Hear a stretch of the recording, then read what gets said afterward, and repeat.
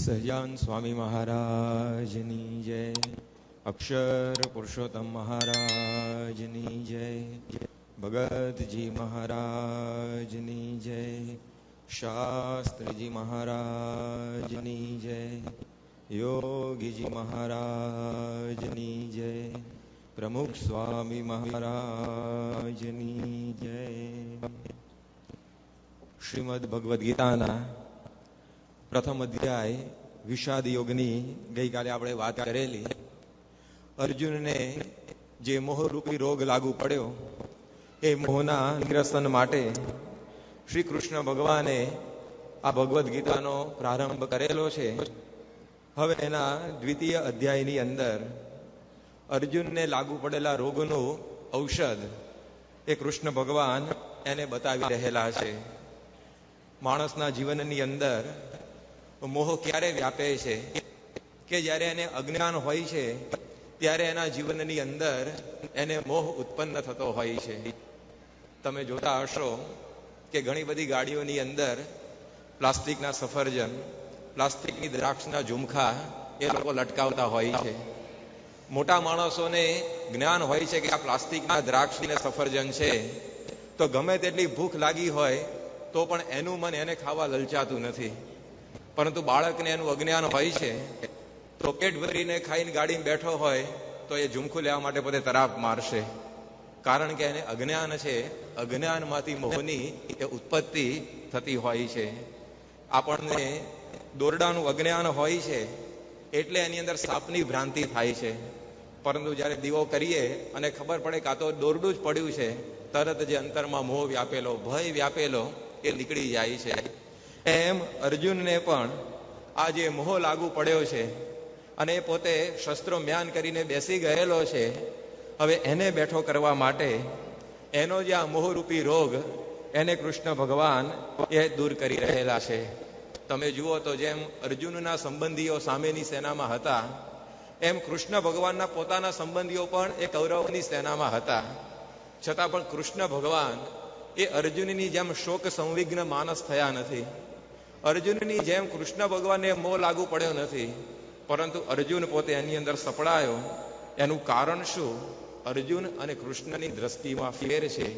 ભગવાન પોતાની દ્રષ્ટિ હવે અર્જુનને આપી રહેલા છે.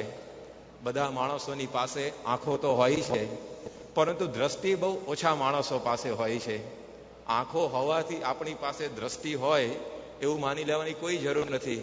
આંખો હોય છતાં પણ ઘણી વખત એ માણસને દ્રષ્ટિ નથી હોતી. તો એ દ્રષ્ટિ કે જેને કારણે એ જીવન જીવતા આપણને આવડે, એ દ્રષ્ટિ કે જેને કારણે કદાપી હતાશા નિરાશા આપણને ઘેરી ન વળે, એ દ્રષ્ટિ કે જેનાથી આપણો મોહ જવળ દૂર થાય, એ દાન હવે અર્જુનને કૃષ્ણ ભગવાન એ કરી રહેલા છે. બે જ્ઞાન આ ગીતાના બીજા અધ્યાયની અંદર કૃષ્ણ ભગવાન અર્જુનને આપે છે. પહેલું તો એને જગતને જોવાની દ્રષ્ટિ શીખવાડે છે. અર્જુનને મોહ કેમ વ્યાપેલો? તેના કારણની અંદર એક કારણ હતું સ્વજનો પ્રત્યેની આસક્તિ. પોતાના સ્વજનો પ્રત્યેની આસક્તિને કારણે અર્જુનને મોહ લાગુ પડેલો. તો એ સ્વજનો પ્રત્યેની આસક્તિને દૂર કરવા માટે કૃષ્ણ ભગવાન એને સાંખ્યનું જ્ઞાન આપે છે. એટલે ભગવદ્ ગીતાનો બીજો અધ્યાય એ સાંખ્ય યોગ તરીકે ઓળખાય છે. તો એ જગતને જોવાની દ્રષ્ટિ એ કૃષ્ણ ભગવાન અર્જુનને આપે છે અને એને સમજાવે છે કે અવ્યક્તાદિની ભૂતાની વ્યક્ત મધ્યાની ભારત અવ્યક્ત નિધનાન્યેવ તત્ર કા પરિદેવના. કે તને એવું લાગે છે કે આ મારા સગા સંબંધીઓ છે અને હું એમને મારીશ એટલે મારી અધોગતિ થશે, પરંતુ હે અર્જુન, આ જે બધા તને ભૂત પ્રાણી માત્ર અત્યારે દેખાઈ રહ્યા છે, આથી 50 વર્ષ 100 વર્ષ પહેલા કોઈ હતું નહીં. અત્યારે તને બધું દ્રષ્ટિગોચર થાય છે અને 50-100 વર્ષ પછી તું એમને નહીં હણું તો પણ એમાંથી કોઈ રહેવાના નથી. કારણ કે આ જગત છે એ નાશવંત છે, એ આગમાં પાઈનો અનિત્યા. આ જે કંઈ જગતના વિષયો પદાર્થો આપણને દેખાય છે એ બધા અનિત્ય છે અને એ બધા નાશવંત છે. આવી એક સાંખ્યની દ્રષ્ટિ અર્જુનને ભગવાન આપે છે. સાંખ્ય અને સંખ્યા ભારતના ઋષિઓએ વિશ્વને આપેલી આ બે ઉત્તમ ભેટો છે. સાંખ્યનું જ્ઞાન પણ ભારત તરફથી વિશ્વને મળ્યું છે અને સંખ્યા એટલે કે ઝીરોનું જ્ઞાન એ પણ ભારતના ઋષિ વૈજ્ઞાનિકોએ એ વિશ્વને આપેલું છે. તો જગતને જોવાની દ્રષ્ટિ એ હવે કૃષ્ણ ભગવાન આ અર્જુનને પોતે શીખવાડી રહ્યા છે. અને એમાં એમણે પોતે વાત કરી કે જાતસ્ય હિ ધ્રુવો મૃત્યુ ધ્રુવમ જન્મ મૃતસ્ય છે તસ્માદ પરિહાર્યર્થે તત્ર કા પરિદેવના, કે આ દુનિયાની અંદર જે જન્મ્યો છે એનું મૃત્યુ નિશ્ચિત છે, અને જેનું મૃત્યુ થયું છે એનો જન્મ પણ નિશ્ચિત છે. એની અંદર તારે કશો શોક કરવાની જરૂર નથી.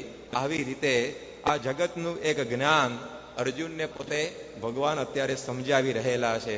માણસ માત્ર આ બધું જ જુએ છે કે આ સંસાર અનિત્ય છે. એ સંસાર એ પોતે ધીમે ધીમે સરતો જ હોય છે, પરંતુ એને ઘણી વખત મનાતું નથી હોતું.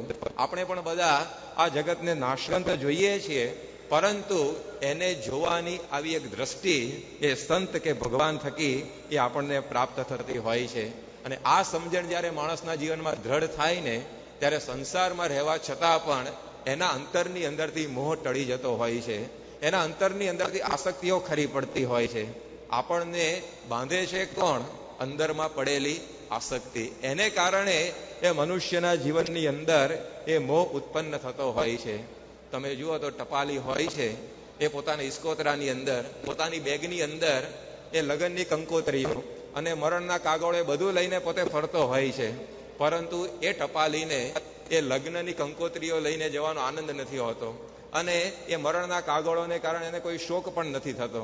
પરંતુ એ ટપાલી જઈને કોકના ઘરની અંદર એ લગ્નની કંકોત્રી આપશે, તે ઘરમાં બધો આનંદ છવાઈ જશે.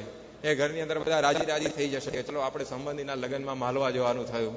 અને બાજુના જ ઘરની અંદર કોઈકના મરણનો કાગળ આપશે, એક ઘરની અંદર શોક છવાઈ જશે કે ઓહો, આપણા એક સંબંધી આપણી વચ્ચેથી ચાલ્યા ગયા. હવે એના એ જ કાગળ ટપાલીના હાથમાં હતા, પણ ટપાલીએ પોતે હર્ષ પણ નથી પામતો અને શોક પણ નથી પામતો. પણ સામેવાળાના ઘરની અંદર જેવો કાગળ ગયો, એક ઘરની અંદર આનંદ થઈ ગયો અને એક ઘરની અંદર શોક છવાઈ ગયો. એનું કારણ શું?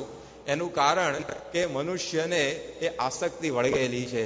એ બધા આપણે માનીએ છીએ કે આ સ્વજનો મારા છે, આ સંબંધીઓ મારા છે, એ જે મમત્વ, એ મમત્વની બુદ્ધિ એ આપણને ઘણી બધી તકલીફ કરતી હોય છે.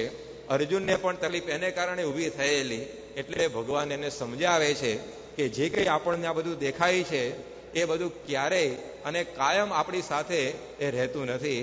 માટે એમાંથી એ તું બહાર આવી જા. નિજનું કરી જે મનાય છે, ક્ષય થાતા દિલ દુઃખ થાય છે. મમતા જો મનમાં ન હોય તો દિલ દુઃખ ન ધરે કોઈ. તો આપણા જીવનની અંદર દુઃખ આપણને ક્યારે આવે છે, મોહ આપણને ક્યારે વળગે છે? તો નિજનું કરી જે મનાય છે. આપણને કોઈ વસ્તુ આપણી મનાય કે આ મારી વસ્તુ, આ મારા સંબંધી, આ મારી જગ્યા, અને એનો જ્યારે ક્ષય થાય ને, ત્યારે પછી દુઃખની શરૂઆત એ જીવનની અંદર થતી હોય છે.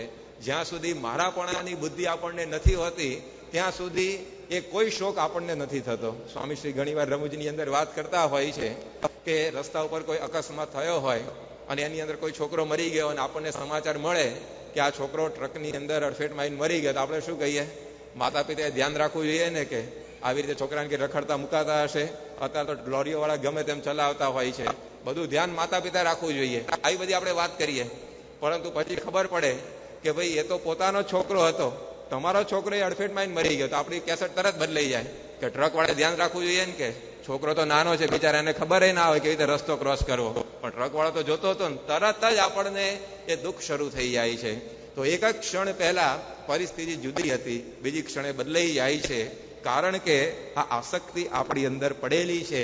તો એને દૂર કરવા માટે એ ભગવાન અર્જુનને ગીતાના બીજા અધ્યાયની અંદર એ સાંખ્યની શિક્ષા આપે છે અને એને સમજાવે છે કે આખું જગત છે એ આગમાં પાયનો, એટલે કે નાશવંત છે અને અનિત્ય છે. અને આટલેથી પાછું અટકતા નથી. આ જ્ઞાનની ઇતિશ્રી ખાલી સાંખ્યના જ્ઞાનથી નથી થતી, પરંતુ એથી પણ આગળ હવે કૃષ્ણ ભગવાન અર્જુનને એની સાથે સાથે આત્માનું જ્ઞાન આપે છે કે નૈનમ ચિંતંતી શસ્ત્રાણી, નૈનમ દહતી પાવક, ન ચૈનમ ક્લેદયંતી આપો, ન શોષયતી મારુતઃ. કે તને એમ લાગે છે કે હું આ બધાને મારીશ અને એને કારણે મારી અધોગતિ થશે, પણ હે અર્જુન, આ જે બધા તને દેખાઈ રહ્યા છે એ જે આત્મા છે એ આત્માને તો કોઈ શસ્ત્રો કાપી શકતા નથી, એને કોઈ આવી રીતે અગ્નિ બાળી શકતો નથી, એને કોઈ પવન સૂકવી શકતો નથી, અને એને પાણી ભીંજવી શકતું નથી. આવો જે આત્મા છે, ન હન્યતે હન્યમાને શરીરે, શરીરનો નાશ થવા છતાં પણ આત્માનો ક્યારે નાશ થતો નથી. માટે તું આવી રીતે યુદ્ધની અંદર એ શસ્ત્રો ઉઠાવ. આ રીતે ભગવાન એને એક આત્માના સ્વરૂપને જોવાની પણ દ્રષ્ટિ આપે છે. કારણ કે જીવનની અંદર ઘણી બધી આપત્તિઓનું સ્થાન એ પોતાના સ્વરૂપનું અજ્ઞાન છે. કવિ માગે શિશુપાલ વધ નામના મહાકાવ્યમાં લખ્યું છે કે સ્ફુટમ આ પદામ પદમ અનાત્મ વેદિતા, કે આપણી આપત્તિઓનું ઉપસ્થાન કહેતા કે મૂળ શું છે? અનાત્મ વેદિતા, કે માણસને પોતાના સ્વરૂપનું અજ્ઞાન છે, એને કારણે મોટા ભાગના દુઃખો એના જીવનની અંદર આવતા હોય છે. આપણે આપણું જે આ શરીર દેખાય છે, બે આંખો વાળું, બે હાથ વાળું, બે પગ વાળું, નાક કાન વગેરે ઇન્દ્રિયો વાળું, એને જ પોતાનું સ્વરૂપ માની બેઠા છીએ. પરંતુ આપણું સાચું સ્વરૂપ એ શરીરની અંદર રહેલો આત્મા છે. એનું જ્યારે આપણને જ્ઞાન થાય છે ત્યારે માણસ એ હતાશામાંથી, નિરાશામાંથી, દુઃખમાંથી, મોહ મમતામાંથી બહાર નીકળતો હોય છે. આજે વિજ્ઞાન પણ આ આપણને સમજાવે છે કે આપણું શરીર છે એ આપણું સ્વરૂપ નથી, પરંતુ આત્મા છે ને એ આપણું શરીર છે. આપણું આ જે શરીર છે, બોડી, એ તો દર 5 વર્ષે આખું ને આખું બદલાઈ જાય છે. સાયન્સ એવું કહે છે કે શરીરના બધા જ કોષો એ 5 વર્ષની અંદર એ મરી જાય છે અને બધા નવા તૈયાર થઈ જાય છે. હવે કોઈ માણસની ઉંમર 25 વર્ષની થઈ હોય તો એનું ઓરિજિનલ શરીર તો 5 વખત બદલાઈ ગયું છે. અત્યારે તો એનું 5મી વખતનું નવું શરીર છે. તો કયા શરીરને આપણે આપણું સ્વરૂપ માનવાનું? માટે એ શરીર જેને આધારે છે એ આત્મા એ આપણું સાચું સ્વરૂપ છે. એ વાત ભગવાન એ અર્જુને પોતે સમજાવી રહેલા છે. લોજિકલી પણ તમે જુઓ તો આ સમજાય એવું છે કે આપણે આ શરીર નથી, પણ શરીરમાં રહેલા આત્મા એ આપણું સાચું સ્વરૂપ છે.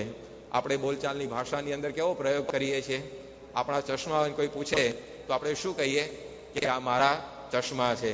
આપણી પેન કોઈ પૂછે કે આ શું છે, તો આપણે કહીએ કે આ મારી પેન છે, આ મારા જોડા છે. તો એ શું બતાવે છે કે પેન અને આપણે જુદા છીએ, ચશ્મા અને આપણે જુદા છીએ. આ મારા ચશ્મા, એનો અર્થ શું થયો કે ચશ્મા અને આપણે બે જુદા છીએ. નહીં તો હું ચશ્મા છે એવું જ કહે ને, પણ આપણે એવું નથી કહેતા. હવે જરા થોડુંક આગળ વિચારો તો આપણે આપણા હાથ માટે શું શબ્દ વાપરીએ છીએ? આ મારો હાથ છે. તો હાથ અને આપણે જુદા થયા કે નહીં? જેમ આ મારી પેનથી આપણે અને પેન જુદા છીએ, એમ આ મારો હાથ છે, આ મારા પગ છે, આ મારી આંખ છે. તો આપણે અને હાથ જુદા છીએ, આપણે અને પગ જુદા છીએ, આપણે અને આંખ જુદા છીએ. આંખ જેને લીધે જુએ છે એ આત્મા આપણું સાચું સ્વરૂપ છે. આ દ્રષ્ટિ એ માણસના જીવનની અંદર એ હોવી બહુ જરૂરી છે. આપણને જેમ પવન નથી દેખાતો, પણ વાદળા હાલે ચાલે છે એને લઈને અનુમાન કરી શકીએ કે એને ચાવનારો કોક બીજો છે. એમ આપણું શરીર જેને લઈને હાલે ચાલે છે એ આત્મા આપણું સાચું સ્વરૂપ છે. એનું જ્યારે આપણને જ્ઞાન થાય ને ત્યારે પછી કોઈ મોહ એ આપણને વળગી શકતો નથી. ત્યારે પછી હતાશા અને નિરાશા એનાથી આપણે એ ઘણે બધે અંશે એ પર થઈ જતા હોઈએ છીએ. તો એક આ વાત કૃષ્ણ ભગવાન એ અર્જુનને સમજાવી રહ્યા છે કે આપણું સ્વરૂપ એ આત્મા છે. એ આત્મા એ ક્યારે બળતો નથી, મરતો નથી, એ ભીંજાતો નથી, એ કપાતો નથી. એવું જ્ઞાન એ અર્જુનને ભગવાન આ બીજા અધ્યાયની અંદર સમજાવે છે. તમે જોજો તો ઘરમાં દીવાબત્તી કરવા જશો અને સહેજ આમ અગરબત્તી અડશે ને તમારા હાથને, તો એ તરત આપણે 2 ફૂટનો ઠેકડો મારીશું, ઓ બાપ દાજી ગયો, તરત આપણને આમ કૂદકો મારી દઈએ છીએ. પરંતુ જ્યારે આત્મા નીકળી જાય છે પછી આપણા આખા શરીરને અગ્નિ ભળ સળગાવી દે છે, તો આપણે આમ સહેજ પગ પણ ખસેડતા નથી. તો એ ચેતન તત્વ જે હતું એ સંવેદનાવતી એ શેને લીધે હતી? શરીરમાં આત્મા હતો એને કારણે હતી. હમણાં સિડની ઓલિમ્પિક થઈ, એની અંદર વેઇટ લિફ્ટિંગમાં જેને ચેમ્પિયનશિપ પ્રાપ્ત કરી છે, ગોલ્ડ મેડલ મેળવ્યો હશે, પણ એ માણસના શરીરમાંથી આત્મા નીકળી જાય તો એક કાગળનો ટુકડો પણ એનો હાથ ઉપાડી શકે નહીં. તો શરીરમાં શક્તિ એ આત્માની છે. એ વાત એ આપણે આ જીવનની અંદર સમજવાની છે. અને એ જ્યારે આપણને સમજાય છે ત્યારે આપણા અજ્ઞાનના પડળ દૂર થાય છે અને એને કારણે આપણો મોહ પણ એ દૂર થતો હોય છે. તો આ વસ્તુ એ અહીંયા કૃષ્ણ ભગવાન અર્જુનને સમજાવી રહ્યા છે. આવું સાંખ્યનું જ્ઞાન, હવે આનું અને આવું આત્માનું જ્ઞાન એ આપણા જીવનની અંદર એ બહુ હોવું જરૂરી છે. આપણને જ્યારે જ્યારે હતાશા નિરાશા ઘેરી વળે, જ્યારે જ્યારે એવો મોહ વ્યાપે, જ્યારે આપણે પણ અર્જુનની જેમ કિંગ કર્તવ્ય મૂઢ થઈ જઈએ, એ સમયની અંદર આ જ્ઞાન જો આપણી પાસે હોય તો ઘણી બધી એની અંદર એ આપણને સહાય થતી હોય છે. પરંતુ માણસની પ્રકૃતિ કેવી છે કે એ જે કંઈ જુએ છે ને એને જ પોતે માનવા ટેવાયેલો છે. આપણે બધા પાર્થ છીએ, પૃથ્વીના સંતાન, એટલે આપણને હંમેશા પાર્થિવ વસ્તુઓ ઉપર જ વિશ્વાસ આવતો હોય છે. પરંતુ જીવનની અંદર ઘણી વખત એવું પણ બને છે કે જે વસ્તુ આપણને દેખાતી ના હોય એ જ વસ્તુ એ આપણો આધાર હોય. દાખલા તરીકે હવાને આપણે જોઈ શકતા નથી, પણ એ હવા જ આપણો આધાર છે. એમ આત્માને આપણે ભલે જોઈ શકતા ના હોઈએ, પરંતુ એ અપાર્થિવ તત્વ એ આપણો આધાર છે. એનું જ્ઞાન આપણને હોવું જોઈએ. અને પાર્થિવને અપાર્થિવનું જ્ઞાન કોણ આપે? એ ભગવાન કા સંત. અહીંયા કૃષ્ણ ભગવાન અર્જુન જેવા પાર્થિવ વ્યક્તિને અપાર્થિવ તત્વનું જ્ઞાન આપી રહ્યા છે. જ્યારે ભગવાન કે ગુરુ મળે ને ત્યારે જ આવું આત્મજ્ઞાન આપણને પ્રાપ્ત થતું હોય છે. કઠ ઉપનિષદ કહે છે કે એ જ્ઞાન એ કોઈ તમારી પાસે સારામાં સારી બુદ્ધિ હોય એનાથી પણ પ્રાપ્ત થઈ શકતું નથી. ન મેધયા ન બહુના શ્રુતેન. તમે બહુશ્રુત પંડિત હો, ઘણા બધા શાસ્ત્રોનું જ્ઞાન હોય તો પણ એ આત્મજ્ઞાન તમને પ્રાપ્ત થઈ શકે એમ નથી. ન બહુના શ્રુતેન ન મેધયા. અને એનાથી પણ આગળ કે તમે ગમે તેટલી આ કથા વાર્તા આ તે બધું કરતા હોય, ન પ્રવચને ન લભ્ય. એનાથી પણ એ જ્ઞાન પ્રાપ્ત થઈ શકે એવું નથી. પરંતુ ભગવાન અથવા તો એના સંત એ જેની ઉપર કૃપા કરે એને જ એ સ્વરૂપોનું જ્ઞાન એ થતું હોય છે. તો એવા ગુરુ અથવા તો ભગવાન એ આપણને જ્યારે મળે ત્યારે આત્મજ્ઞાન એના થકી આપણને સિદ્ધ થાય. યોગીજી મહારાજ એક બહુ સીધા સાદા દ્રષ્ટાંત દ્વારા હકીકત સમજ્યા હતા. યોગીજી મહારાજ કહેતા કે ગામની અંદર 10 મિત્રો રહેતા હતા. હવે બાજુના જ ગામમાં કંઈક મેળો આવેલો, એટલે મેળામાં માલવા માટે 10 જણા સરસ કપડાં પહેરીને નીકળ્યા. પરંતુ 2 ગામની વચ્ચે નદી આવતી હતી. એ નદી પાર કરવાની થઈ અને બધાએ નક્કી કર્યું કે હવે આ નદી આપણે ઉતરવાની છે તો એકબીજાને આપણે હાથ પકડી લઈએ એટલે કોઈ તણાઈ ના જાય. બીજો કહે કે ભાઈ આ નદીનું કંઈ બહુ લાંબુ એવું વેણ નથી, નદી કંઈ બહુ ઊંડી નથી, કંઈ પકડવાની જરૂર નથી. પણ બોલે આગળ રાખ્યો એક જણા, એટલે પછી હાથ પકડીને બધા નદી ઉતરી ગયા. પછી નદીની પેલે પાર પહોંચ્યા એટલે એક ડાયા માણસને વિચાર આવ્યો કે આપણે આ નદી તો પાર કરી, પરંતુ કોઈ અંદર ડૂબી તો નથી ગયો ને, પાણીના વેણમાં તણાઈ તો નથી ગયો, લાવો તપાસ કરી લઈએ, ગણી લઈએ બધાને કે 10 જણા આપણે પૂરા તો છીએ ને. પેલા કહ્યું એકબીજાનો હાથ પકડીને ચાલ્યા જાય, એમાં કોણ ડૂબવાનું કોણ તણાવવાનું છે? પણ બધાએ કહ્યું ના ના આની વાત બરાબર, આપણે ગણવું જોઈએ. પછી એક જણાએ જે વડીલ જેવો હતો એને કહ્યું કે ચલો તમે બધા લાઈનમાં ઉભા રહી જાઓ અને હું ગણતરી કરી લઉં કે આપણે બધા 10 જણા પૂરા છીએ કે નહીં. અને એણે ગણતરી શરૂ કરી, છગન 1, મગન 2, રતન 3, એમ કરતા કરતા 9 સુધી પહોંચીને અટકી ગયો. 10મો મળે નહીં એટલે તો પોક મૂકીને રડવા માંડ્યો કે અરે કે 10મો જે આપણો મિત્ર હતો એ તો નદીમાં તણાઈ ગયો. બીજો કે ક્યાંથી તણાય, કે વ્યવસ્થિત આપણે ફીટ હાથ પકડીને ચાલતા હતા, ચાલ તું કે લાઈનમાં ઉભો રહી જા, હું ગણી દઉં કે. અને એને લાઈનમાં ઉભો રાખીને બીજો જણ ગણવા આવ્યો. એણે ગણતરી શરૂ કરી તો એને 1, 2, 3 ને 9 એવો અટકી ગયો અને એ પોક મૂકીને રડવા માંડ્યો. અને એને કહ્યું કે પહેલાની વાત સાચી છે, આપણે તો 10 જણ નથી 9 જ જણ છે, એક નક્કી આની અંદર તણાઈ ગયો. તો ત્રીજો આવ્યો કે રહેવા દે કે તારી ગણતરીમાં ક્યાં ભલી વાર જ હોય છે, 5મા ધોરણમાં ગણિતમાં 2 વાર નપાસ થયેલો, હું ગણી બતાવું કે તને, લાઈનમાં ઉભા રહી જાઓ. અને એને લાઈનમાં બધાને ઉભા રાખ્યા અને એને ગણતરી શરૂ કરી તો એને 9 અટકી ગયું. એવો 10મો પૂરો કરી ના શક્યો. અને એમ કરતા કરતા વારા ફરતી બધાએ ગણતરી કરી પણ એ 10મો મળે નહીં. અને બધા કુંડાળે વળીને માથે હાથ મૂકીને રડવા માંડ્યા કે હવે ઘેર જઈને શું જવાબ આપશું, ગામમાં લોકો આપણને ઠપકો આપશે. અને બધા પોકે પોકે રડે. એક મહાત્મા ત્યાંથી પસાર થતા હતા, એમને જોયું કે આ બિચારા કેમ આટલું બધું રડે છે, શું દુઃખ આવી પડ્યું. એટલે પાસે જઈને પૂછ્યું કે કેમ લા તમે બધા રડો છો, શું તમને દુઃખ છે? ત્યારે પછી બધા વિસ્તારથી વાત કરી કે અમે 10 જણા નીકળેલા, પણ આ નદી પાર કરતા એની અંદર એક જણ તણાઈ ગયો, હવે અમે ગામમાં જઈને લોકોને શું મોઢું બતાવીશું, એટલે અમને બધાને આ રડવું આવે છે. મહાત્માએ જોયું તો 10 જણા મુવેલા, 10 હતા, 9ની વાત કરતા હતા. એટલે એને કહ્યું કે અલ્યા તમે મૂર્ખા જેવી ક્યાં વાત કરો છો, તમે 10 જણા પૂરા છો, ક્યાં 9 છો, 10 છે. ત્યારે પેલા બધા શું કે ગપ્પા ના મારો કે 9 વખત ગણતરી કરી છે, 9 વખત ગણ્યું તો 10મો મળતો નથી. સાધુએ કહ્યું તમે બધા લાઈનમાં ઉભા રહી જાઓ, હું જુઓ 10 ને ગણી બતાવું. એ બધાને લાઈનમાં ઉભા રાખ્યા અને સાધુએ ગણતરી કરી આપી કે 1, 2, 3 એમ કરતા કરતા 10 સુધી પહોંચાડી દીધું. 10 સુધી પહોંચી ગઈ ગણતરી, બધા આનંદમાં આવી ગયા. અને બધા પૂછે કે તમે ક્યાંથી લઈ આવ્યા 10મા ને?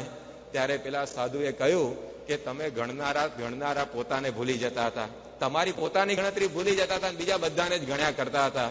પણ એ મહાત્માએ બતાવ્યું કે 10મો તું છે. એમ પ્રમુખ સ્વામી જેવા ગુરુ આપણને બતાવે કે તમે આત્મા છો. આ જગતને જોવાની અંદર જેને લઈને તમે જુઓ છો એ આત્માને તમે ભૂલશો નહીં. જેને લઈને તમે બધું કાર્ય કરો છો એ આત્મતત્વ આપણી અંદર પડેલું છે, એને આપણે શોધવાનું છે. તો અર્જુનને કૃષ્ણ ભગવાને એ આવું આત્મજ્ઞાન આપ્યું અને એ આત્મજ્ઞાન અને સાંખ્ય જ્ઞાનની આવી વાતો એ આ બીજા અધ્યાયની અંદર કૃષ્ણ ભગવાન એ અર્જુનને સમજાવે છે અને કહે છે કે આવી રીતે આ જ્ઞાનથી જ્યારે જે વ્યક્તિ સંપન્ન થાય છે એના જીવનની અંદર એને સુખ અને શાંતિ મળતી હોય છે.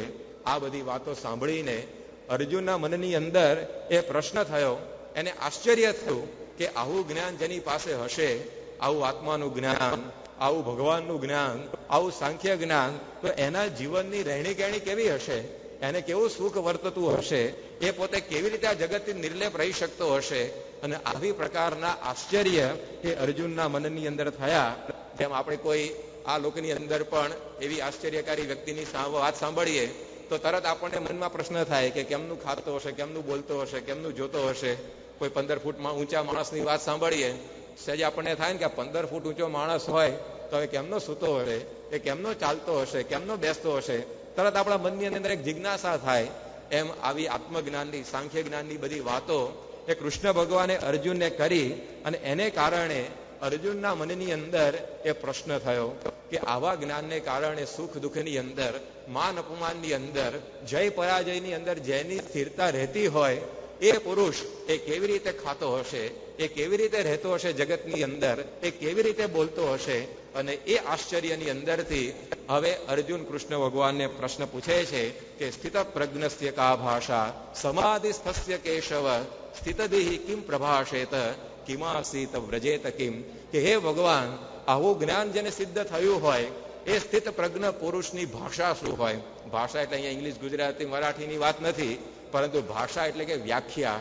એની જીવન શૈલી કેવી હોય, એ સ્થિતદેહી કિમ પ્રભાષેત, એ કેવી રીતે બોલે છે, કિમ આસિત, કેવી રીતે બેસે છે, વ્રજેત કિમ, કેવી રીતે ચાલે છે, એ તમે મને સંભળાવો. અને અર્જુનના આ પ્રશ્નના જવાબની અંદર હવે કૃષ્ણ ભગવાન જે 18 શ્લોકો આ ગીતાના બીજા અધ્યાયની અંદર ઉચ્ચારે છે એ ગીતાનો એક સર્વોત્તમ ભાગ એનો પ્રારંભ થાય છે. વિદ્વાનો તો એવું કહે છે કે 18 અધ્યાયો ગીતાના આ 18 શ્લોકોની અંદર જ એ સમાઈ જાય છે. ગીતાનું ગૌરી શિખર એટલે આ સ્થિત પ્રજ્ઞ પુરુષના લક્ષણો. ગીતાની આદર્શ મૂર્તિ એટલે આ સ્થિત પ્રજ્ઞ પુરુષ. તો એ સ્થિત પ્રજ્ઞ પુરુષ કેવો હોય એની વાત હવે અર્જુનને કૃષ્ણ ભગવાન એ પોતે સમજાવે છે. અને એના લક્ષણની અંદર પહેલી વાત અર્જુનને કહે છે કે પ્રજહાતિ યદા કામાન સર્વાન પાર્થ મનોગતાન આત્મન્યેવ આત્મના તુષ્ટ સ્થિત પ્રજ્ઞસ્તદોચ્યતે. કે જેણે પોતાના મનની બધી જ કામનાઓને ત્યાગ કરી દીધી છે અને જે પોતાના આત્માની અંદર રહેલા પરમાત્માથી સંતુષ્ટ રહે છે એ સાચો સ્થિત પ્રજ્ઞ છે. આ સ્થિત પ્રજ્ઞ પુરુષનું લક્ષણ કે મનની કામનાઓનો એને ત્યાગ કરી દીધો હોય. દેહે કરીને ત્યાગની વાત ભગવાન નથી કરતા, પરંતુ મનના ત્યાગની વાત કરે છે. દેહે કરીને કદાચ એ વિષય ભોગવતો હોય પણ તેનું મન એ નિર્લેપ હોય તો ભગવાન કહે છે કે એ સ્થિત પ્રજ્ઞ છે. કારણ કે દેહનો ત્યાગ તો સહેલો છે, પરંતુ મનનો ત્યાગ કરવો ને એ બહુ અઘરો છે. ભર્તૃહરિ એમના શતકોની અંદર લખ્યું છે કે ભિક્ષાસનમ તદપી નિરસમ એકવારમ શય્યા ચ ભૂહુ પરિજનો નિજ દેહ માત્રમ વસ્ત્રમ ચ જીર્ણ શતખંડમયી ચ કંથા હા હા તથાપી વિષયા ન પરિત્યજંતી. કે કોઈક એવો માણસ હોય કે જે દિવસમાં એક જ વાર નિરસ ભોજન ભિક્ષા માગીને જમતો હોય, પથારી તો પાથરતો જ ના હોય, જમીન ઉપર જ સુઈ જતો હોય, પોતાની સાથે પોતાના દેહ સિવાય બીજા કોઈ સેવકને પણ ના રાખ્યા હોય, અને 100 થીંગડા વાળી જૂની કંથા કહેતા કે કપડું એ પોતે ઓઢતો હોય, છતાં પણ મનમાંથી વિષયને ત્યાગ કરવા એ બહુ અઘરા છે. એટલે ભગવાન એ સ્થિત પ્રજ્ઞના પુરુષના લક્ષણની અંદર દેહના ત્યાગથી પૂરું નથી કરતા, પરંતુ મનના ત્યાગની વાત આપણને સમજાવે છે કે મનમાંથી વાસનાઓ એ ખરી પડવી જોઈએ. ખાલી જો દૈહિક ત્યાગમાં જ બધો ત્યાગ આવી જતો હોય ને તો બધા જ વાંઢાઓને આપણે બ્રહ્મચારી ગણવા પડે, બધા જ મૂંગા માણસોને આપણે મુનિ કહેતા કે મૌની ગણવા પડે, અને બધા જ ભિખારીઓને મહાત્યાગી ગણવા પડે. કારણ કે બધા જોડે બધો ત્યાગ જ છે ને, ભિખારીને પછી પેલા મૂંગા માણસને પછી પેલા વાંઢાને, પરંતુ એ લોકોના મનની અંદર તો તમે જુઓ તો ઈચ્છાઓ બધી હોય જ છે વિષયની. એટલે દૈહિક ત્યાગ એ પૂરતો નથી, પરંતુ પ્રજહાતિ યદા કામાન સર્વાન પાર્થ મનોગતાન, કે મનની અંદરથી જેને વિષયોને ત્યાગ કર્યા છે એ સાચો સ્થિત પ્રજ્ઞ. આ મનમાંથી વિષયોને છોડવા બહુ અઘરા છે. એ મનની કામનાઓ કેમ નથી છૂટતી? કારણ કે આપણા મનની અંદર આ સારું, આ નરસું, આ શુભ, આ અશુભ એવી બુદ્ધિ રહેલી છે. અને એટલે આપણે જેને સારું ગણીએ છીએ એમાં આપણું મન ચોંટી જાય છે, જેને આપણે નરસું ગણીએ છીએ એમાંથી આપણું મન ઉતરી જાય છે. તો શુભ અશુભની બુદ્ધિ, સારા નરસાની બુદ્ધિને કારણે મનુષ્ય મનની કામનાઓને છોડી શકતો નથી. બીજા અર્થમાં કહીએ તો આપણે બધા જ હાંસિયાઓ પાડીને જીવીએ છીએ કે આટલું મેળવવા જેવું, આટલું નથી મેળવવા જેવું, આ સારું, આ નરસું. એને પરિણામે મનની કામનાઓને આપણે તજી શકતા નથી. સારું મળે ત્યારે તરત આપણને આનંદ થઈ જાય, પરંતુ જયારે સારું મળે ને આપણે હરખાઈએ છીએ એ જ બતાવે છે કે જયારે ખરાબ મળશે ને ત્યારે આપણે અકળાઈ જવાના. તો એ સારા નરસાની જે બુદ્ધિ છે એને કારણે આ મનની કામનાઓ છૂટતી નથી. અને એટલે તરત બીજા શ્લોકની અંદર કૃષ્ણ ભગવાન કહે છે કે આ સ્થિત પ્રજ્ઞ પુરુષ મનની કામનાઓ કેમ છોડી શકે છે? કારણ કે યહ સર્વત્ર અનભિસ્નેહ તતત પ્રાપ્ય શુભાશુભમ નભિનંદતી ન દ્વેષ્ટિ સ્થિત પ્રજ્ઞ તદોચ્યતે. કે આવો જે સ્થિત પ્રજ્ઞ છે એને આ સારું અને આ નરસું, આ શુભ અને આ અશુભ એવું કશું જ નથી. એટલે એનું મન એ કોઈ વિષયને પામવાની ઈચ્છા પણ નથી કરતું, અને કોઈ વિષય એની પાસેથી ચાલી જાય તેને શોક પણ થતો નથી. તો બહુ લોજિકલી ભગવાન અર્જુનને સમજાવે છે કે સ્થિત પ્રજ્ઞ પુરુષ મનની કામનાઓને એટલે ત્યાગી શકે છે કારણ કે એની સારા નરસાપણાની એ બુદ્ધિ જ એ જતી રહી છે. અને જ્યારે આ સારા નરસાની બુદ્ધિ આપણી મનમાંથી નીકળી જાય ત્યારે પછી શું થાય છે? તો ત્યારે પછી આપણું મન એ દુઃખને પામીને ઉદ્વેગ નથી પામતું અને સુખની ઈચ્છા પણ નથી રાખતું. કારણ કે બંને વસ્તુ સરખી થઈ ગઈ કે સારું મળે કે નરસું મળે, બંનેમાં જેને સમાન ભાવ થઈ ગયો એને સારી વસ્તુ મળે તો આનંદ પણ ના થાય, ખરાબ વસ્તુ મળે તો દુઃખ પણ ના થાય. એટલે ભગવાન કહે છે કે દુઃખેશુ અનુદ્વિગ્ન મનાહા સુખેશુ વિગત સ્પૃહ વીત રાગ ભય ક્રોધ સ્થિત પ્રજ્ઞ તદોચ્યતે. કે આવા પુરુષ એ પછી દુઃખમાં કોઈ ઉદ્વેગ નથી પામતા અને સુખની અંદર એને કોઈ આનંદ પણ નથી થતો. અને એવા સ્થિત પ્રજ્ઞ એ વીત રાગ એ વૈરાગ્યને પામે છે અને ભયથી પણ રહિત થઈ જાય છે. આપણને મનમાં ભય ક્યારે લાગે છે? કારણ કે સારું હોય એ આપણી પાસેથી જૂટવાઈ જશે એવી ભાવના આપણને છે, એટલે તરત મનની અંદર ભય જાગૃત થાય છે. સારા જોડા આપણે બહાર કાઢીને આયા હોય તો કથાની અંદર મન ના ચોટે પણ જોડામાં જ રહે કે કોઈ ઉપાડી તો નહીં જાય ને, કે કોઈ ઉપાડી તો નહીં જાય ને.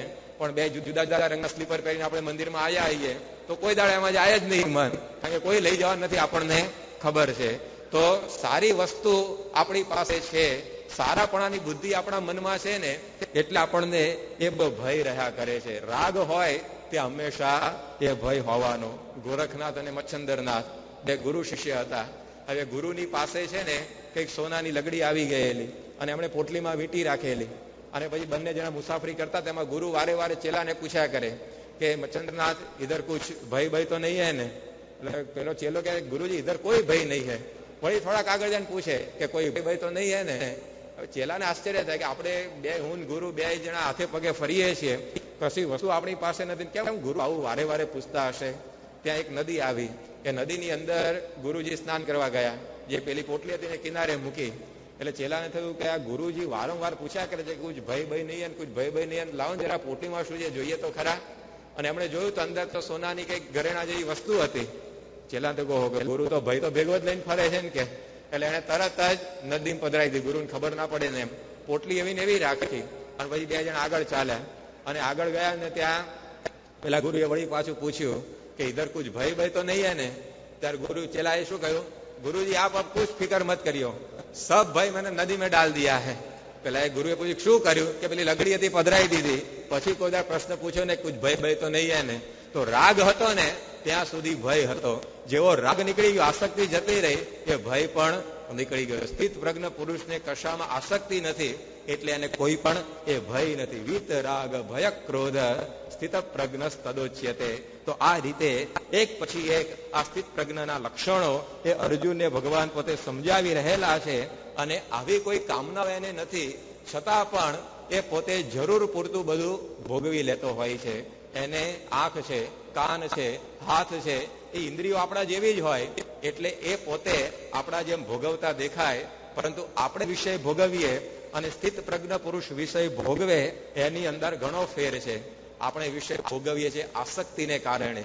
આપણને ખાવાની આસક્તિ છે એટલે આપણે ખાઈએ છીએ, જોવાની આસક્તિ છે એટલે આપણે જોઈએ છીએ, પરંતુ જે આવો સ્થિત પ્રજ્ઞ હોય તે શરીર ટકાવવા માટે જમતો હોય છે. એ પોતે નિર્વાહ પૂરતી બધી ઇન્દ્રિયોની ક્રિયા કરે, બાકી બધી જ ઇન્દ્રિયો એની પોતાની વશમાં હોય છે. સામાન્ય માણસને કેવું હોય, પોતે ઇન્દ્રિયોના વશમાં હોય.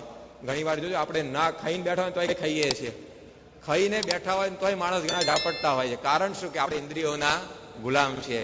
આપણને ખબર છે કે આ જોવાની આપણને સ્વામીએ ના પાડી, છતાં આપણે જોઈ લઈએ છીએ, કારણ કે ઇન્દ્રિયો આપણને દોરી જાય છે. આપણને ખબર છે કે આ ખાવાની આપણને મહારાજે ના પાડી છે, છતાં પણ ઘણીવાર આપણાથી ખવાઈ જાય છે, કારણ કે ઇન્દ્રિયો આપણને દોરી જાય છે. સ્થિત પ્રજ્ઞ પુરુષને ઇન્દ્રિયો તો આપણા જેવી જ હોય છે, પણ એ ઇન્દ્રિયોના સ્વામી બનીને જીવતા હોય છે. જેમ કાચબો પોતાની ઈચ્છા પ્રમાણે અંગોને પ્રસારે અને પાછા ખેંચી લે, એમ સ્થિત પ્રજ્ઞ પુરુષ ઇન્દ્રિયોને પોતાની ઈચ્છા પ્રમાણે વિષયમાં જવા દે અને ત્યાંથી પાછી ખેંચતા હોય છે. એટલે ભગવાન અર્જુનને કહે છે કે જેવી રીતે કાચબો એ પોતે પોતાની ઇન્દ્રિયોને પ્રસારે અને ખેંચી લે, એમ આવા સ્થિત પ્રજ્ઞ પણ ઇન્દ્રિયોને પોતાની ઈચ્છા પ્રમાણે ચલાવતા હોય છે. અને આવી પ્રકારનો જે સ્થિત પ્રજ્ઞ પુરુષ બને એને શાંતિ પ્રાપ્ત થાય છે. આપૂર્યમાણમ અચલ પ્રતિષ્ઠ સમુદ્રમાપ પ્રવિશંતિ યદ્વત તદ્વત કામાયમ પ્રવિશંતિ સર્વે સ શાંતિ આપનોતી ન કામ કામી. કે જેમ સમુદ્ર ધીર ગંભીર રહે છે, એમ આવા જે સ્થિત પ્રજ્ઞ એ પણ અતિશય શાંતિને પ્રાપ્ત કરે છે. સ શાંતિ અધિગચ્છતિ, એને શાંતિ પ્રાપ્ત થાય છે. તો આવા અદ્ભુત 18 શ્લોકો એ સ્થિત પ્રજ્ઞ પુરુષનું વર્ણન કરતા એ કૃષ્ણ ભગવાન અર્જુનને સમજાવે છે. ભારતનું અતિ ઉચ્ચ તત્વજ્ઞાન એ આ 18 શ્લોકોની અંદર એ ભગવાને ભગવદ્ ગીતાની અંદર મૂકેલું છે. પરંતુ આ તો ખાલી આ તત્વજ્ઞાનની વાતો આપણે કરી, પરંતુ હિન્દુસ્તાનની અંદર ક્યારે તત્વજ્ઞાન એ માત્ર વાતો કરવા માટે કે ચર્ચા કરવા માટે નથી. રાધાકૃષ્ણન પોતે કહેતા કે in India philosophy is four life. ભારતની અંદર એ તત્વજ્ઞાન હંમેશા જીવવા માટે સર્જાયું છે. જ્ઞાનનું અથાણું એ કરવાનું નથી, પરંતુ એ જ્ઞાન જીવનની અંદર એ ઉતારવાનું છે. મેક્સ મુલરે પણ વાત એવી કરી છે કે philosophy was recommended in India not for the sake of knowledge but for the highest purpose that man can strive after in this life. કે ભારતની અંદર ક્યારે તત્વજ્ઞાન એ ખાલી ચર્ચાનો વિષય બન્યું નથી, પરંતુ જીવનની અંદર એને ઉતારવાની જ વાતો અહીંયા કરવામાં આવી છે. અને એટલે જ વાલ્મીકીએ નારદજીને પ્રશ્ન પૂછ્યો છે ભારતની અંદર કે કોન્વસ મીન્સ સાંપ્રમ લોકે, કે આવું જ્ઞાન, આવા લક્ષણો જેના જીવનની અંદર હોય એવા પુરુષ એ આ લોકની અંદર કોઈ હોય તો તમે મને બતાવો. અર્જુન પણ ભગવાન એ જ પૂછે છે કે સ્થિત પ્રજ્ઞસ્ય કા ભાષા, કે આવો સ્થિત પ્રજ્ઞ પુરુષ એ કોઈ હાલતો ચાલતો એ માણસ અત્યારે પૃથ્વી ઉપર હોય ખરો? એની જીવનશૈલી તમે મને બતાવો. તો દરેક યુગની અંદર આવા એક સ્થિત પ્રજ્ઞ પુરુષની એ હંમેશા જરૂર પડતી હોય છે, કારણ કે આપણું જીવન એ ઘડિયાળના લોલકની જેમ ફરતું હોય છે. એ ક્યારેય સ્થિર નથી, પરંતુ આપણા અસ્થિર જીવનને સ્થિર કરવા માટે આપણી સામે કોઈ એવો સ્થિત પ્રજ્ઞ પુરુષનો આદર્શ એ હંમેશા હોવો જોઈએ. આપણે બધા જ એ હરખ શોકની હેડકીઓ ખાતા જ રહીએ છીએ, પરંતુ આપણને અમૃતના ઓડકાર અપાવે એવા કોઈ સ્થિત પ્રજ્ઞ પુરુષની હંમેશા એ માણસને જરૂર હોય છે. તો જેમ ત્રેતા યુગની અંદર એ રામ ભગવાન એવા સ્થિત પ્રજ્ઞ હતા, જેમ દ્વાપર યુગની અંદર કૃષ્ણ ભગવાન પોતે જ એ સ્થિત પ્રજ્ઞતાની મૂર્તિ હતા, એમ કળિયુગની અંદર આપણે બધા જીવીએ છીએ તો આપણી નજર સામે પણ એવા કોઈ સ્થિત પ્રજ્ઞ પુરુષ જોઈએ કે જેના આધારે આપણી પણ પ્રજ્ઞા સ્થિર થાય, જેના આધારે આપણે પણ સુખ દુઃખમાં સમતા રાખી શકીએ, જેના આધારે આપણે પણ માન અપમાનની અંદર અડગ રહી શકીએ, જેના આધારે આપણે પણ જય પરાજયની અંદર નાસીપાસ ન થઈએ. તો અત્યારે આ સાંપ્રત સમયની અંદર એવા સ્થિત પ્રજ્ઞ એ રામ જેવા કૃષ્ણ જેવા કોણ છે? આવો જ્યારે પ્રશ્ન એ આપણા મનની અંદર ઉપસ્થિત થાય ત્યારે ભારતના મૂર્ધન્ય સંત પરમ શ્રદ્ધેય ચિદાનંદ સ્વામીના એ શબ્દો આપણને યાદ આવે. એમણે પોતે એકવાર કહેલું કે lord Ram is the Maryada Purush of his times. In reward, પ્રમુખ Swami Maharaj is the Maryada Purush of our times. કે જેવી સ્થિત પ્રજ્ઞતા એ રામની હતી એવી સ્થિત પ્રજ્ઞતા, એવા લક્ષણો જો તમારે અત્યારે કોઈની અંદર જોવા હોય તો તમને પ્રમુખ સ્વામી મહારાજની અંદર એ જોવા મળશે. તો આજે આ ગીતાના જે 18 શ્લોકો આપણે બોલ્યા એની વાતો કરી, એનું મૂર્તિમાન સ્વરૂપ જો કોઈ પણ હોય ને તો એ આ પ્રમુખ સ્વામી મહારાજ છે. કે એક શ્લોક એમના જીવનની અંદર એ આપણને એ ઉતરેલો દેખાય છે. મનની અંદર કોઈ એમને કામના નથી. તમામ મનની કામનાઓને એમણે પોતાના આત્માની અંદર રહેલા પરમાત્માની અંદર એ જોડી દીધી છે. તો એ પોતે માન અપમાન, જય પરાજય, સુખ દુઃખની અંદર એ સ્થિરતા રાખી શકે છે. સૌરાષ્ટ્રના એક પ્રસિદ્ધ તીર્થધામની અંદર પરમ પૂજ્ય સ્વામીશ્રી દર્શન કરવા માટે ગયા, પણ કેટલાક દ્વેષીઓએ, વિરોધીઓએ સ્વામી માટે દરવાજા જ ખોલવા ન દીધા. સ્વામીને ત્યાંથી બહારથી પાછા કાઢ્યા. સ્વામી તો શિખરના દર્શન થાય એટલે ભગવાનના થઈ ગયા એમ માની અને પોતે પાછા આવી ગયા. પછી પેલા બધાને પસ્તાવો થયો અને વળી પાછું આમંત્રણ સ્વામીને આપ્યું કે સ્વામી તમે આ ધર્મસ્થાનની અંદર પધારો અને અમને લાભ આપો. એ વખતે સ્વામી ગયા તો પણ એમના મુખારવિંદ ઉપર કોઈ રેખાનો ફેરફાર નહીં કે હવે તમારે ઝૂકવું પડ્યું ને અથવા હવે સન્માન કરવું પડ્યું ને, એવી પણ કોઈ ભાવના એમની પાસે એ હતી નહીં. નાભી નંદતી ન દ્વેષ્ટિ સ્થિત પ્રજ્ઞ તદોચ્યતે, કે એને કોઈ આવી રીતે ધુતકારે તો એનો એ દ્વેષ નથી કરતા, એમને કોઈ સત્કારે એને કોઈ એ અભિનંદન આપતા નથી. દરેકની અંદર એક સ્થિરતા એમના જીવનની અંદર જોવા મળે છે. અમદાવાદની અંદર એક મંદિરમાં સ્વામીશ્રી દર્શન કરવા માટે ગયા અને બ્રહ્મચારી જે હતા ભગવાનની સેવામાં એને સ્વામીને ખૂબ જ ગાળો દીધી, ખૂબ જ ઠપકો આપ્યો. પછી સ્વામી તો એ બધું સાંભળી લીધું અને આ મંદિરમાં જે બીજા પ્રસાદીના સ્થાન એના દર્શન કરવા માટે ગયા. ત્યારે જે મુખ્ય બ્રહ્મચારી હતા એને ખબર પડી કે મારા ચેલાએ આ સ્વામીને આવી બધી ગાળો ના તે બધું દીધું છે. એટલે એમણે જરા માફી માગી કે સ્વામી માફ કરજો કે પેલા તમને અજ્ઞાનની અંદર આવું બધું કહ્યું. ત્યારે સ્વામી શું બોલ્યા કે અમે તો હવે રીઢા થઈ ગયા છે અપમાન સહન કરીને. તો આવી પ્રકારની એમની સ્થિતિ છે. માન અપમાન એમને ક્યારેય લાગી શકતા નથી. લંડનની ભવ્ય નગરયાત્રા હોય કે હાલોલની એક વ્યક્તિની હાજરીમાં થયેલી નગરયાત્રા હોય, એ બધું જ એમને સમાન છે. માન અપમાન મેં એકતા, સુખ દુઃખ મેં સમભાવ. સુવર્ણ તુલાનું સન્માન હોય કે એની પછી 15-20 મિનિટ પછી થયેલું અપમાન હોય, એ બંનેની અંદર એમની પ્રજ્ઞા એ સ્થિર રહી શકે છે. આણંદમાં સ્વામીની ભવ્ય નગરયાત્રા હાથી ઉપર નીકળેલી અને એ નગરયાત્રાના પછીના દિવસે સ્વામી બધી લગભગ 280 દુકાનોમાં પગે ચાલીને દાળનો ખરડો કરવા માટે નીકળેલા.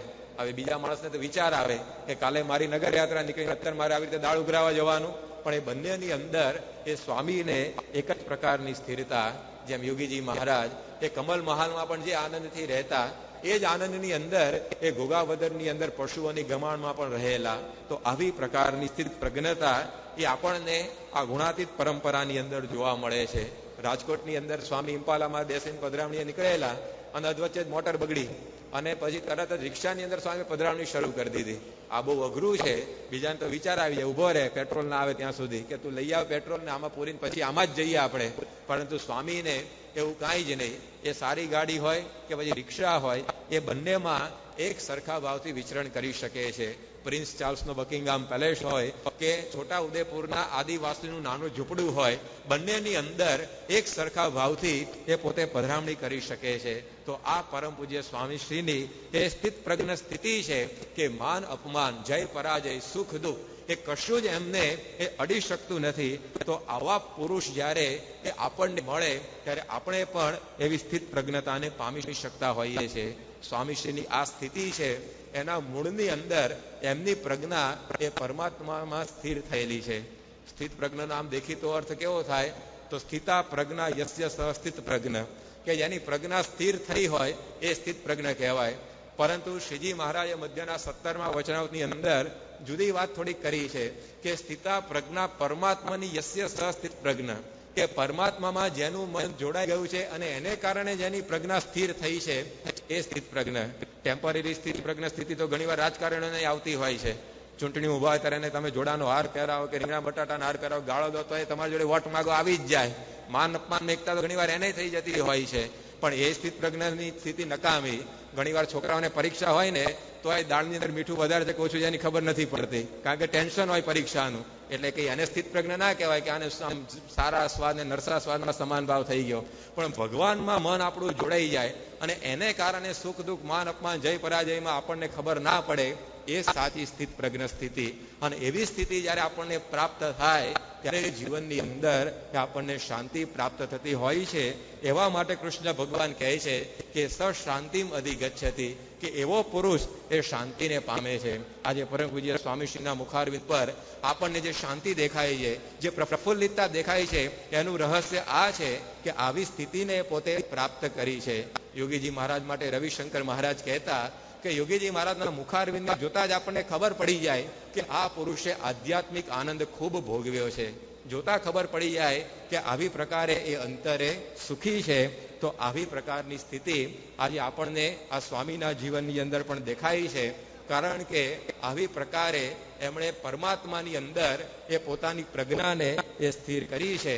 તો અત્યારે કહેવું હોય તેટલું કહી શકાય કે 5,000 વર્ષ પછી પણ ભગવદ્ ગીતાને જીવંત રાખવાનું શ્રેય એ જો કોઈને પણ આપવું હોય તે પરમ પૂજ્ય સ્વામીશ્રીને આપી શકાય. કે આજે 5,000 વર્ષ પછી પણ ભગવદ્ ગીતા એ જો જીવંત રહી હોય તો સ્વામી જેવા સંતને કારણે. બાકી જો સ્વામી જેવા પુરુષ એ આજે પૃથ્વી ઉપર ના હોય તો આપણે પૂછવું પડત કે કિમ તદ બ્રહ્મ, કે એ સ્થિત પ્રજ્ઞ પુરુષ કેવા હશે, એ બ્રહ્મ કેવો હશે. પણ અત્યારે આપણને કોઈ પૂછે કે સ્થિત પ્રજ્ઞ પુરુષ કેવા હોય તો આપણે તરત કહી શકીએ કે એશા બ્રાહ્મી સ્થિતિ પાર્થ, કે તમારે બ્રાહ્મી સ્થિતિ જોવી હોય તો આ પરમ પૂજ્ય સ્વામીશ્રીના તમે દર્શન કરી લો.